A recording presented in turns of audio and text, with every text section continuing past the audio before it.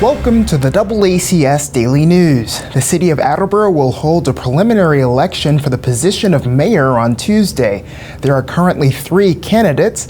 The top 2 vote-getters on Tuesday will move on to the municipal election in November. We spoke with the chairman of the Board of Election Commissioners to learn more. My name is George Spatcher. I'm the chairman of the Attleboro Board of Election Commissioners.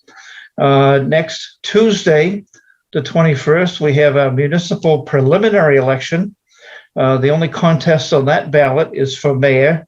There are 3 candidates, and the 2 top candidates will be the ones that will go forward to the municipal election on November 2nd, which will cover all the other elected municipal offices at that time. Polls will be open from 7 a.m. to 8 p.m. as usual on that day. And as far as early voting, which is the mail-in ballots or absentee ballots, the time to request those has passed, but they can still be turned in to City Hall at the elections office or the drop box at the rear door of City Hall up to 8 p.m.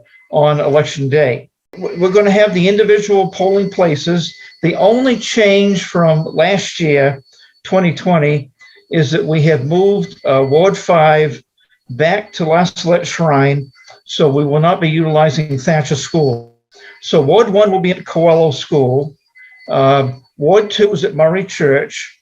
Ward 3 is at Willett School. Wards 4 and 5 are at La Salette Shrine. And Ward 6 is at the Elks Lodge. You know, one person, one vote. Isn't this the whole basis of democracy? If we don't get out and exercise that right, what have we got left? And frankly, it's always disappointing when we don't get the turnout that we would like.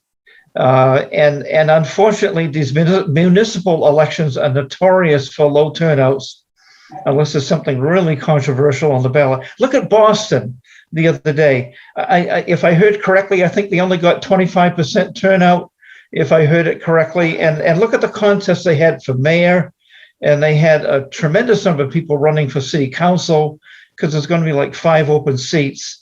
It's very discouraging. I kid my fellow commissioners all the time. I said, we do everything we can except hire buses and feed them lunch. And of course, we can't do that. But then at all, people need to get out and vote. We don't anticipate any delays in the tabulating like Boston had. They seem to have had kind of a unique situation with some last minute early voting and absentee ballots that came in and had to be tabulated that night. Whether they were able to do them through their tabulating machines, they had to hand count them. I guess they had quite an extraordinary delay. We don't anticipate that because we really haven't had that many early voting absentee ballots come in. So the ones that have already come in will go right out to the polls on election day. They can't be tabulated until then. If any come in right at the last minute, let's say right at the stroke of 8 o'clock, then we have the option that we can count them by hand at City Hall, but we don't anticipate very many there. And the equipment we use these days is very quick. We have cards are in these tabulated machines, little data cards, and they come to City Hall election night, and we insert them into our laptop there. And that's what gives us the results. So we don't anticipate any delays in getting the results out in a timely fashion election night. We put a lot of effort into preparing these elections, whether it's just a single contest like this preliminary or the presidential last year or the state elections coming up next year. So it's a lot of work and a lot of undertaking, takes a lot of people. 125 plus poll workers are out there, very dedicated folks that we couldn't do it without them. And so please, everybody, get out and vote.